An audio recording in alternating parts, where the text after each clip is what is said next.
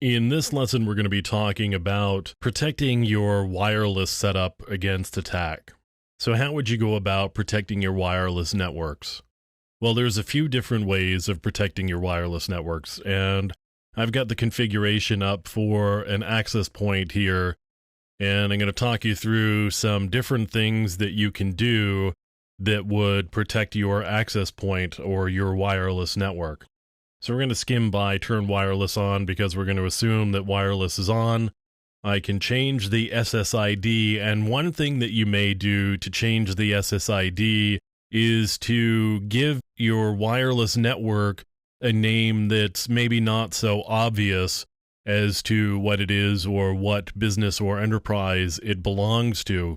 You could set it to a string of random numbers and digits and hope that somebody doesn't figure out that it's something of interest. Of course, if you've got a particular curious mind like me and several other people who do this type of work, then that's just going to be a red flag for somebody and say, look, this is something that looks a little odd, and so maybe we should go take a look at what it is. So there's a bit of a juggling act here. Do you want to give away information about what it is and what it's for? Do you want to potentially call attention to it by giving it a completely random name, in which case it's going to stick out a little bit? So think a little bit about what you want to name your wireless network and what SSID that you're going to use. You can set different channels, although frankly, wireless scanners are going to be able to pick up all of the different channels that you've got or that are available through a particular subset of the 802.11 protocols. But you can definitely select channels, and some of this has to do with where there's interference and where there isn't interference. Sometimes if you're getting bad transmissions and slow speeds over your wireless, you can choose different channels and maybe get better performance. So one of the first things that you want to do, aside from what we've talked about, is make sure that you've got some sort of encryption turned on. In this case, I've got WEP turned off, and that's because where I'm located, there's nobody nearby.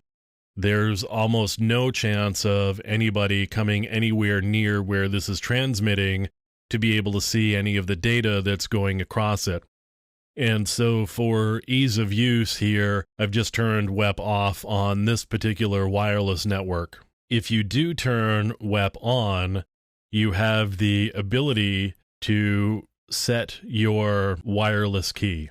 And you can set either hex or ASCII, and you've got an opportunity to set 64 40-bit key or 128 104-bit key.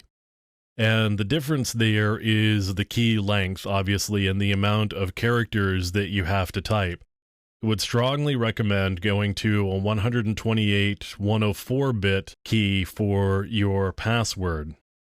And that's for WEP, or the wired equivalent privacy.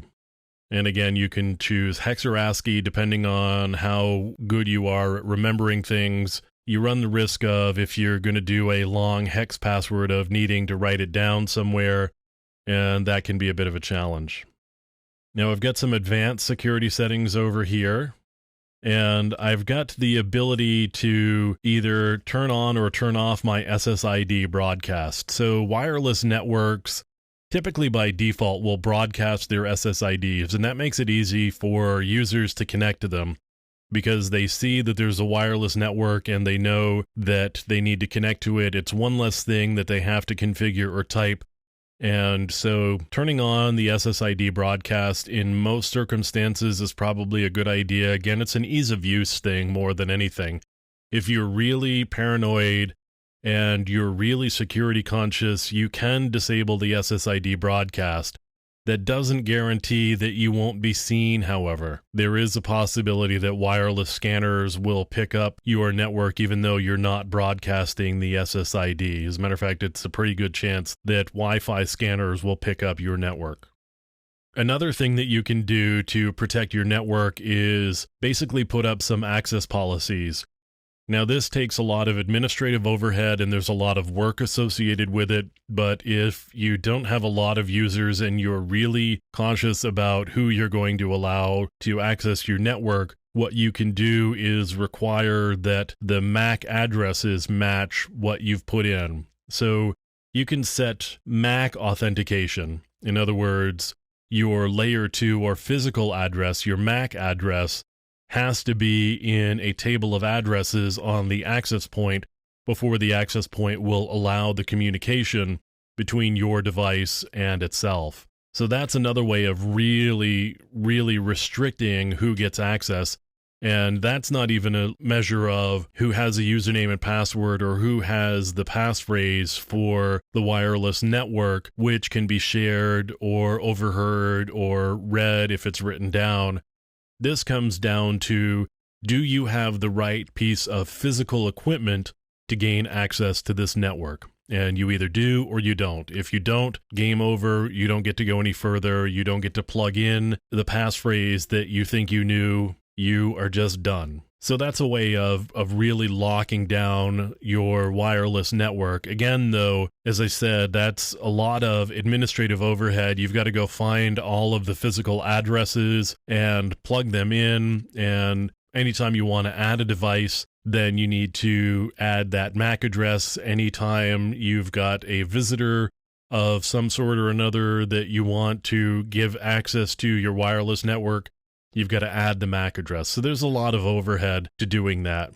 But these are all different ways that you can use to lock down your wireless network.